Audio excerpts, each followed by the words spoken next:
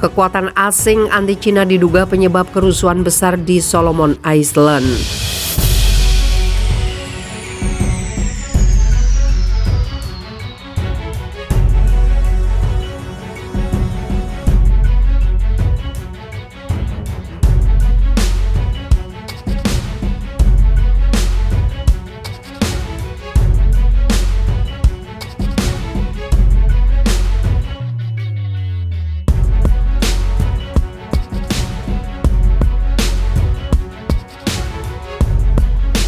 Perdana Menteri Solomon Island, Manasseh Sogavare, menuduh ada kekuatan asing yang memicu kerusuhan di negaranya. Dalam sepekan ini, kondisi Solomon Island, sebuah negara di timur laut Australia, mencekam akibat demo yang berujung rusuh. Pelaku demo adalah warga Pulau Malaita yang menolak keputusan pemerintah memutus hubungan dengan Taiwan dan beralih ke Cina. Melihat makin memburuknya situasi, Sogavare sejak Rabu telah memperlakukan lockdown selama 36 jam di ibu kota Honiara. Sogavare menegaskan keputusan lockdown harus diambil lantaran kekuatan asing makin membuat kondisi negaranya berantakan.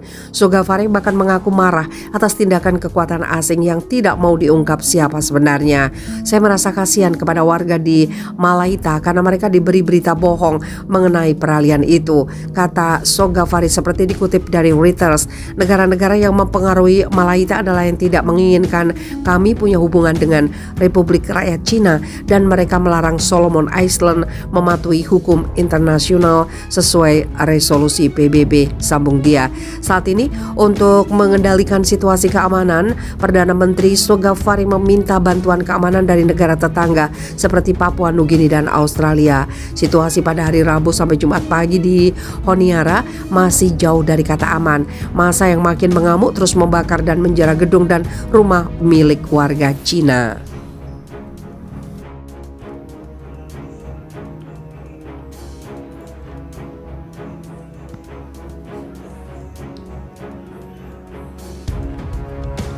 Kerusuhan anti-Cina di Kepulauan Solomon, 3 mayat ditemukan terbakar di toko.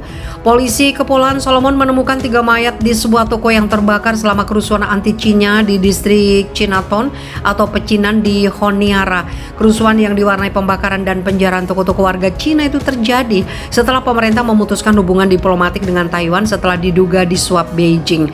Polisi telah melakukan lebih dari 100 penangkapan menyusul kerusuhan di ibu kota negara Pasifik Selatan dalam beberapa hari terakhir. Kerusuhan itu dimulai sejak Rabu lalu. ABC News yang berbasis di Australia melaporkan 3 mayat hangus ditemukan di sebuah toko di distrik Chinatown pada kemarin malam. Laporan itu mengutip seorang penjaga keamanan di lokasi kejadian. Banyak pengunjuk rasa berasal dari provinsi terpadat Malaita di mana ada kebencian terhadap pemerintah dan penentangan terhadap keputusan 2019 untuk mengakhiri hubungan diplomatik dengan Taiwan dan membangun hubungan formal dengan Cina. Tim forensik telah meluncurkan penyelidikan dan masih berada di tempat kejadian, tetapi penyebab kematian ketiga korban belum jelas. Asal kewarganegaraannya ketika korban belum jelas, namun toko-toko yang dibakar massa dilaporkan milik warga Cina. Toko-toko di lingkungan Chinatown dijara, dibakar selama kerusuhan di ibu kota. Lebih dari 100 orang ditangkap karena kerusuhan dan penjarahan terkait dengan protes saat ini. Demikian disampaikan Kepolisian Kepulauan Solomon dalam sebuah pernyataan hari ini. Polisi setempat telah didukung oleh pasukan polisi dari Papua Nugini dan Australia yang datang sejak kemarin.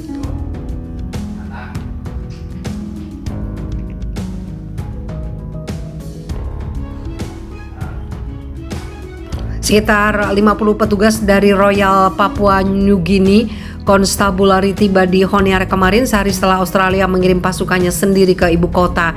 Pengerahan pasukan polisi kedua negara itu sebagai respon atas permintaan dari pemerintah Kepulauan Solomon. Australia dan Papua Nugini prihatin dengan perubahan kekerasan yang dilakukan saat protes di Honiara bersama-sama menekankan pentingnya menyelesaikan ketegangan secara damai, kata Menteri Luar Negeri Papua Nugini Soroi Eoi dan Menteri Luar Negeri Australia Marise Paine. Kami bertujuan untuk membantu memulihkan ketenangan dan memungkinkan proses konstitusional yang normal untuk beroperasi, kata mereka dalam sebuah pernyataan yang dilansir Reuters.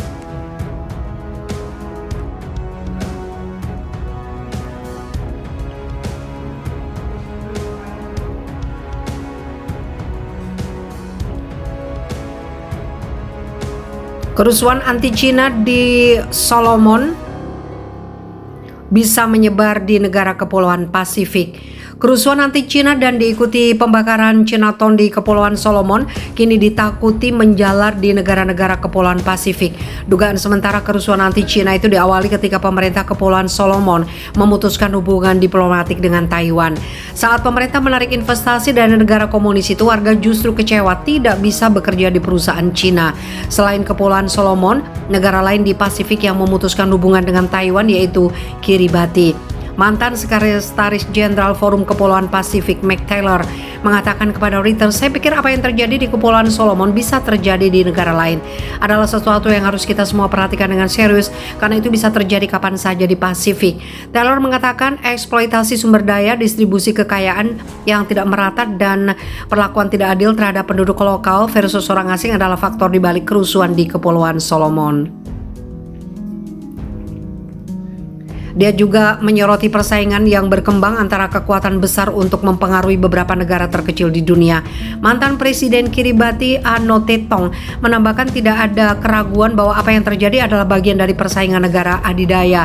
Tong mengatakan bahwa Kiribati dapat menghadapi masalah serupa dengan Kepulauan Solomon karena sudah ada ekspresi ketidakpuasan ketika mengalihkan hubungan dari Taiwan ke Cina. Dia menambahkan ada perasaan lokal bahwa perubahan hubungan dengan Cina dan mengusir Taiwan tidak sepenuhnya populer di masyarakat. Presiden Mikronesia David Panuele mengatakan pemerintahnya telah dengan hati-hati menyeimbangkan hubungan dengan Amerika Serikat dan Cina untuk menghindari terjepit dalam persaingan mereka. Dia berkata, "Saya telah mengatakan kepada Amerika Serikat dan Cina bahwa mereka dapat bersaing secara sehat di kawasan ini." Panuele menambahkan bahwa kekuatan besar harus menghindari menjadi pengaruh yang mengganggu. Taylor mengatakan ada minat yang meningkat di kawasan itu dari negara-negara besar. Dia menambahkan bahwa sementara bantuan mereka disambut, mereka semua mengharapkan sesuatu sebagai balasannya. Taylor menambahkan semua orang datang dengan label harga. "Saya bisa melihat ini mulai muncul sekarang dengan Amerika Serikat dan akan membangun pangkalan di seluruh kawasan," ujarnya yang dikutip Express.